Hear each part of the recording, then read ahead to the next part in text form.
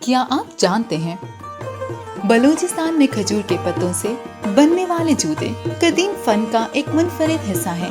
آج بھی بلوچستان کے اکثر دیہی علاقوں میں کھجور کے پتوں سے بننے والے جوتے استعمال کیے جاتے ہیں۔ ان انوکھے جوتوں کو مقامی زبان میں پیش، سواس یا بزبان کہتے ہیں، جس کے معنی ہیں کھجور کے پتوں سے بنے جوتے یا پتوں کے بندھے ہوئے جوتوں کے ہیں۔ ان جوتوں کی منفرد خاصیت یہ ہے کہ یہ شدید درجہ حرارت کا مقابلہ کرنے کی قدرتی صلاحیت رکھتے ہیں اور پہننے والے کے پاؤں ٹھنڈے رکھتے ہیں۔